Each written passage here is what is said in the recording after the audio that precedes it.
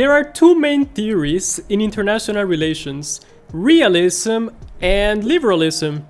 So realism focuses on conflict and it's very pessimistic. If you fill a glass with water, it will see it as half empty.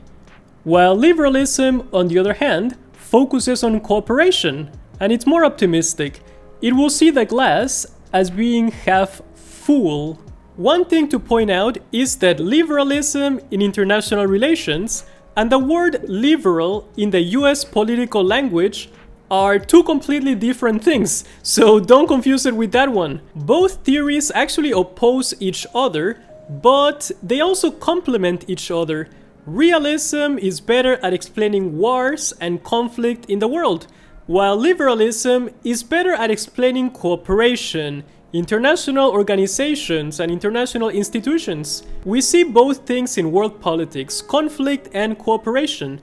Liberalism focuses on how the world should be. It has a vision, a dream of how the world can and should be improved. The idea of liberalism is to create an international order based on rules where countries' behaviors will be governed not just by force, but by rules, norms, and institutions. It believes that wars can be overcome through human progress, education, trade, cooperation, mutual benefits, international institutions, while realism is not optimistic about being able to overcome war in international politics and focuses on a country's power and world anarchy. It mentions that the only kind of hope we can have is through a balance of power, and wars happen when that balance of power collapses, while liberals, on the other hand, say that it's in fact the alliances, the balance of power, the secret diplomacy that leads to wars and conflicts, and that the only way to create international peace is through openness, transparency, international institutions. So the word international institutions refers to organizations, treaties, international agreements, as well as informal agreements that countries consider as binding. So liberalism is the main idea behind the United Nations and the European Union, those types of institutions that try to improve cooperation and bring countries closer together. One of the best examples is the European Union, which is the most advanced liberal project, because the EU goes even deeper than cooperation. It goes into integration of countries.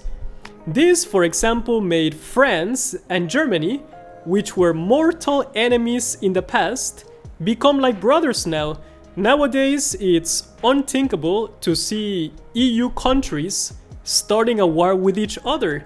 The United Nations was also created under the liberal principles and the idea of maintaining security and cooperation.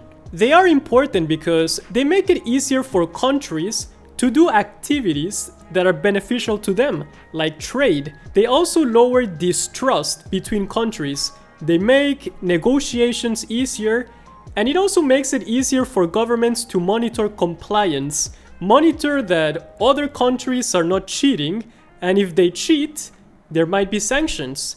So liberalism is in favor of international law because it can regulate the international behavior, since countries have to conduct according to norms and rules, and if countries don't abide by the rules, they might get punished. So abiding by the rules makes the international system more stable, and that also increases cooperation. But realists disagree, saying that because there is no higher force above countries to enforce those rules, powerful countries can just ignore them. International trade is also important in liberalism because it brings cooperation from people of different races, religions, nationalities, languages together in their pursuit of wealth.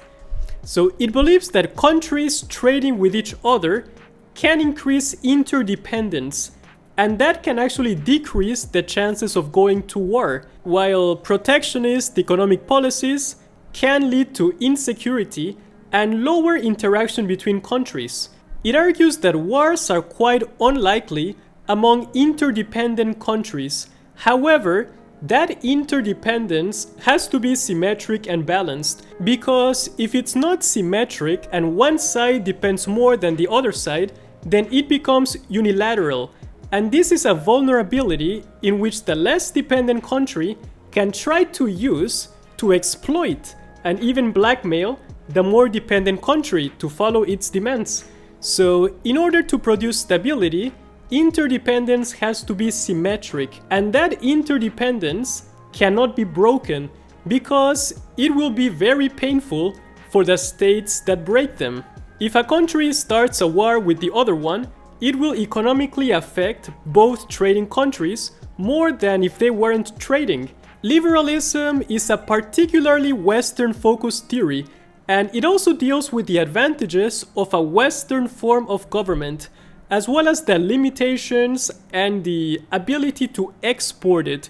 So it looks into how to create international peace by encouraging and making states more democratic, with the idea that liberal democracies are much more peaceful towards one another.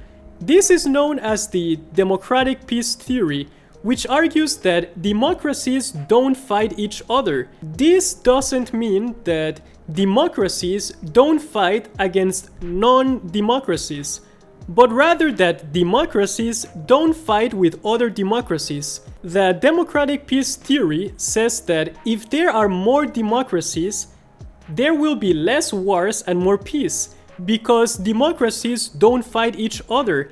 So it argues in favor of expanding democracy around the world, and this is the foreign policy that the US has been conducting. Some people will agree with this, others will disagree, but if you're wondering where the idea came from, it's based on the concept of the democratic peace theory. So if you're looking to understand why countries cooperate with one another, liberalism gives you a good perspective on that. And if you're looking to understand why countries have conflicts with each other, then realism gives you a good perspective. And if you want to learn more about realism, the competing theory, check out my other video on realism. So that's it for this one, and as always, thanks for watching!